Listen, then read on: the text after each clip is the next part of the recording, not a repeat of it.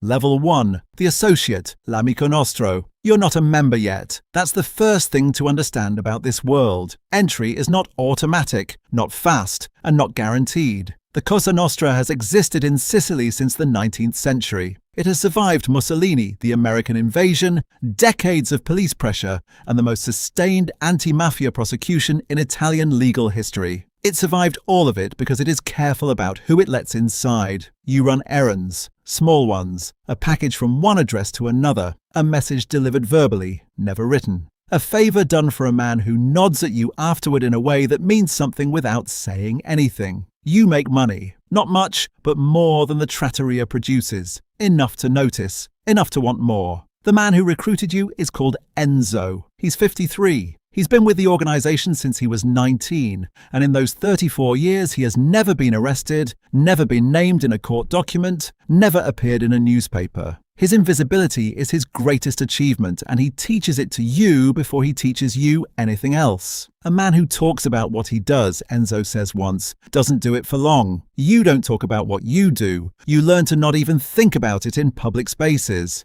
Level 2. The Soldier, Uomo d'Onore. The ceremony happens in a room above a butcher shop in Palermo. 7 men, candles, a card with the image of a saint, held in your cupped hands and set alight. The card burns. You watch it burn and repeat words that have been repeated in rooms like this for over a century. I enter alive into this organization, and I will leave it only in death. You are now a man of honor, Uomo d'Onore, a made man. The phrase sounds romantic from the outside. From the inside, it's a legal contract with no exit clause and no court of appeal. Your territory is 3 streets in the Calza district. Restaurants, a bakery, a small hotel. You collect, you maintain relationships. You resolve disputes that can't go to the police, which in your neighborhood is most disputes, because going to the police is a form of social suicide that nobody with any standing would consider. You clear €8,000 a month. Cash. Untraceable. The code, omertà, is not romantic either. It's functional. It exists because the organization's survival depends on silence, and silence must be absolute. You've watched a man be expelled from the organization for talking to a journalist about nothing, just confirming that certain people knew each other. Expelled is the charitable word. You learn not to need the specific word for what actually happened. Level 3. The Enforcer, Il Braccio. You solve problems now. Not collection problems. Those are below you. Real problems. A businessman who agreed to an arrangement and has decided the arrangement no longer suits him. A rival who has moved into territory without the proper conversations happening first. A man who knows something he's told someone he shouldn't have told. You work with a partner named Salvatore. Salvatore is 41, built like something architectural, and has the specific calm of a man who resolved his relationship with violence a long time ago and no longer finds it remarkable. He teaches you that the job is almost never what it appears to be at the surface. The surface is always just leverage. The threat is the tool. The actual use of force is a failure of communication, of relationship management, of the system that should have prevented the situation from escalating. When the system fails, you fix it. You fixed it 4 times in 18 months. Each time is different. Each time produces the same specific silence that you've learned to carry in a compartment that doesn't connect to the rest of your life. Your wife thinks you work in logistics. You do, in a sense. Level 4. The Captain, Capodicina. You command a decina, 10 men technically, though yours has 14. The title comes from the original structure, 10 soldiers, 1 captain. The structure has evolved over a century of pressure and adaptation, but the principle remains. You are responsible for your men's operations, their discipline, their production, and their problems. Everything they do reflects on you. Everything that goes wrong is yours to fix before it reaches the level above you. You attend a monthly meeting, the mandamento, the district council, with 4 other captains and the district boss. These meetings happen in different locations each time, never the same place twice. No phones in the room.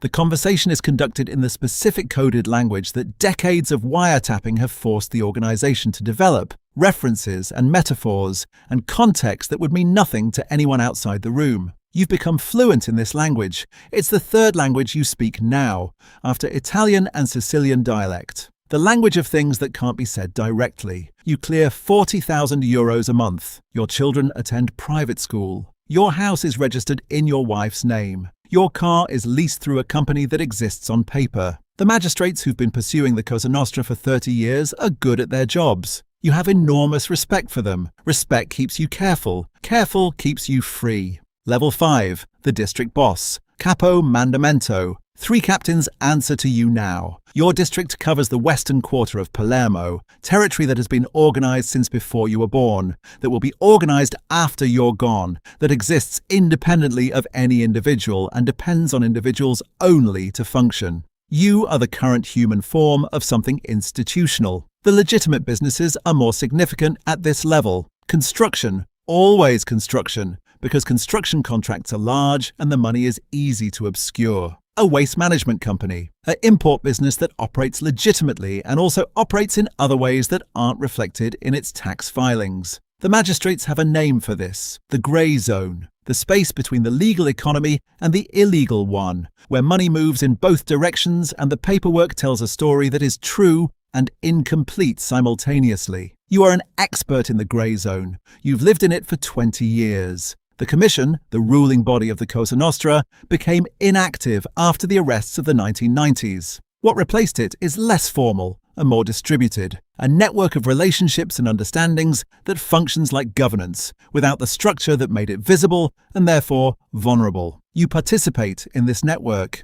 Your word carries weight in conversations that determine things that affect thousands of people who will never know your name. That anonymity is the goal. You've achieved it. Level 6. The provincial boss, Capo Provincia. Sicily has provinces. You run one. Not officially. Officially, you are a retired businessman with interests in agriculture and real estate. The retirement papers exist. The tax filings exist. The life documented and verifiable of a man who stepped back from active business life at 62 and now tends his garden and sees his grandchildren on Sundays. The other life runs through intermediaries now. You haven't touched anything directly in 8 years. Every instruction travels through at least 2 people before it reaches anyone who does anything physical. The distance is protection, legal protection, the kind that makes prosecution geometrically more difficult with each layer of separation. You've watched 3 men at your level go to prison in 20 years. In each case, the mistake was the same. They got close to something they should have stayed distant from: sentiment, impatience, the specific arrogance of men who've been powerful long enough to forget why they built the distance in the first place. You don't make that mistake. The garden is real, actually. You grow tomatoes. Excellent tomatoes. Your neighbors say so, and you believe them. There's something satisfying about something that grows the way you intend it to grow, that responds to careful attention in predictable ways. Most things in your life have not worked that way. The tomatoes are a relief. Level 7. The regional boss, Capo di tutti I capi. There are perhaps 5 men in Sicily who understand the full shape of what the Cosa Nostra is today. You are one of them. The organization is not what it was in 1980 or 1990. The Maxi trial of 1986 to 87 convicted 360 members. The assassinations of judges Falcone and Borsellino in 1992, the bombings that killed them on Sicilian highways, triggered a state response so overwhelming that the organization's entire upper structure was dismantled within 3 years. Rina arrested. Bagarella arrested. The commission shattered. What rebuilt was smarter, lower profile, more deeply embedded in legitimate economic structures, less violent, not because violence became unacceptable, but because violence draws attention,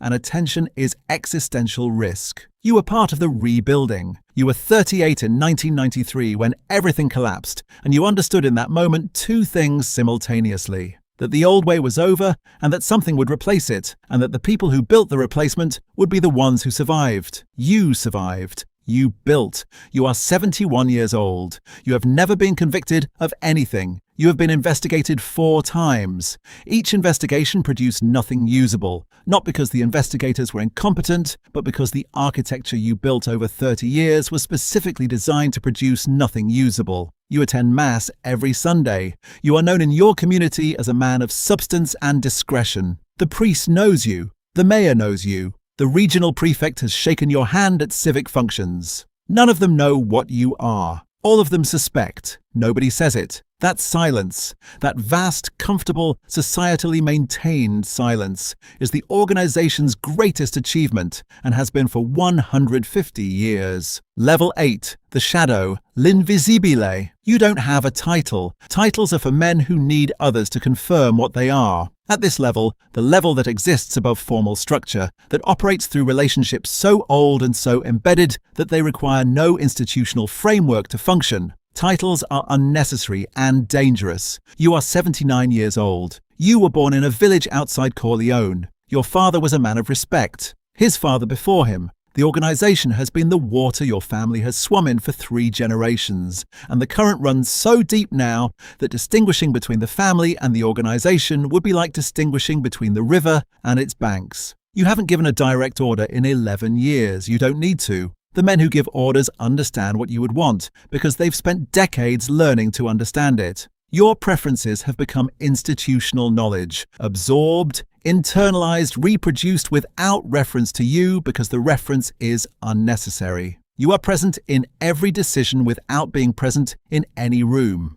This is the apex of what power actually is, distilled to its purest form. Influence that operates without presence, authority that requires no exercise because it is simply assumed by everyone in the system. You live simply, a house in the countryside, a routine of extraordinary ordinariness. You read, you eat well, you sit in the sun in the afternoon and watch the light change on the hills that look the same as they looked when you were 7 years old, running through them without understanding what you were being born into. You understood eventually. You made your peace with it, eventually. The peace took longer than the understanding. The cost of this life, what it took, what it consumed, who it required you to become. You calculated that cost a long time ago and decided it was acceptable. Most days you still believe that. On the other days you sit in the sun a little longer. The hills don't change. The organization continues. It was here before you. It will be here after. Somewhere in Palermo tonight, an envelope is being delivered to a restaurant. A man is working behind the counter. He's been working 12 hours. His hands smell like garlic and olive oil. He has a wife, 2 children, a mortgage on a small apartment in the Calza district. He sees the envelope. He knows what it means. He picks it up anyway. He tells himself he'll just go to the meeting, just to hear what they have to say. He's already decided. He decided the moment he saw the envelope. They always decide the moment they see it. The envelope has been arriving in Palermo for 150 years. It will arrive tomorrow too.